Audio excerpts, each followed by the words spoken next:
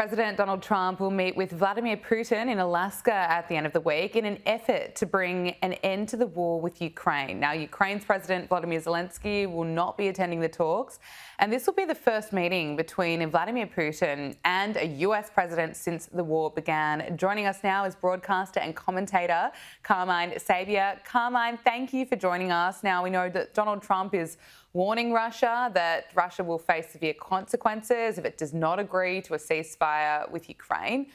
What are you expecting to come from this meeting?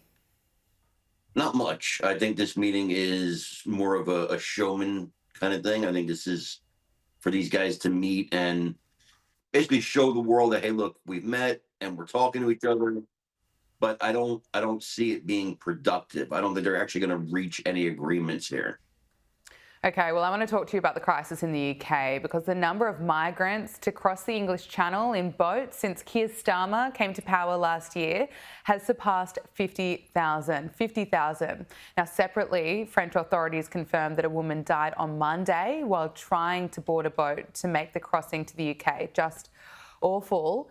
Now, this is a clear failure of leadership and there's plenty of frustration in the UK at the moment. What do you make of this? It's incredibly sad, but the UK has been so weak for so long on this issue. It's like they've rolled out the red carpet and now you want to pull it back and now you want to say stop coming, but it's too late. You know, it's like closing the stable after the horse has already left. You know, I think it's too late. I don't see a way without actually being, more Donald Trump like, kind of being meaner about this and being stronger about this, that you're going to shut this down. You know, you have to be out there on boats. You have to be turning away these boats. You have to be bringing these people, locking them up if you have to. But it has to stop. And the only way you're going to stop it is to be tough. And I see Starmer, I listen to him, I read what he says, and he's still dancing around the issue. He still doesn't actually understand what the problem is, I think. And so he can't solve it. If you can't understand the problem, you can't solve it. He still wants to be politically correct, I guess, on the world stage. He's still a globalist, and ultimately that's the failure.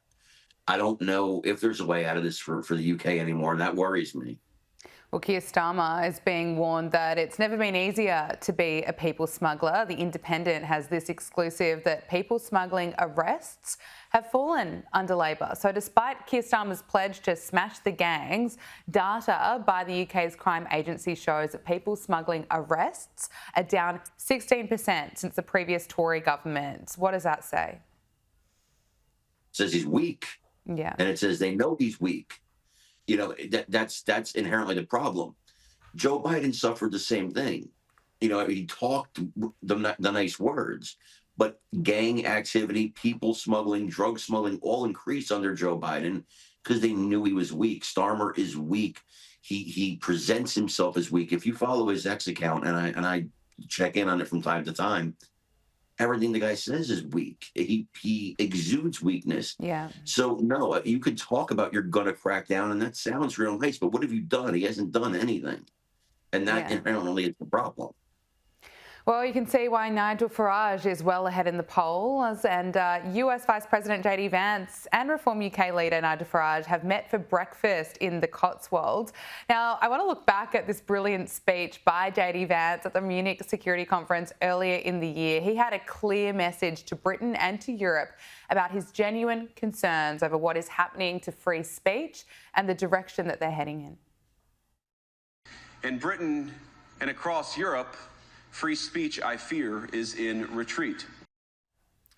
Look, I think JD Vance is absolutely brilliant and he's spot on. What do you make of, obviously, what JD Vance has to say about free speech, where it's potentially heading in the UK, and also what you make of JD Vance meeting with Nigel Farage? Is it a sign, perhaps, that JD Vance suspects he might know who he will be dealing with in the future? I think that's absolutely correct. I think that Farage has a really good shot because the same reason Trump got elected is the same reason somebody like Farage can get elected, which is people have had it.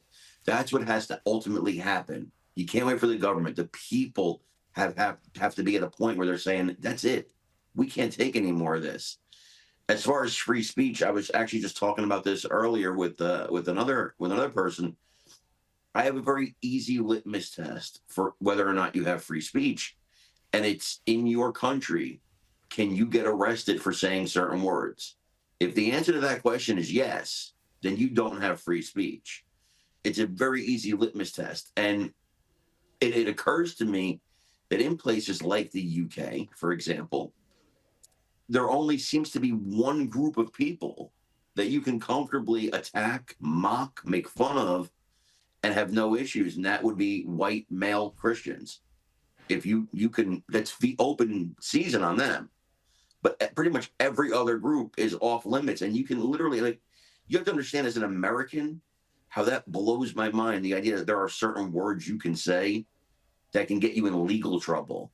So that's such a foreign alien concept to an American that I don't even know how to wrap my mind around that. And I think Farage hopefully has a really good shot.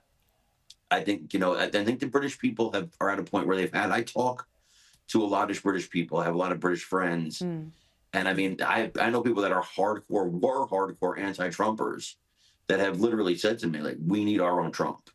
Isn't that So interesting? I think the people are at that point. Yeah, no, it says so much, doesn't it? And you can understand how they've got there.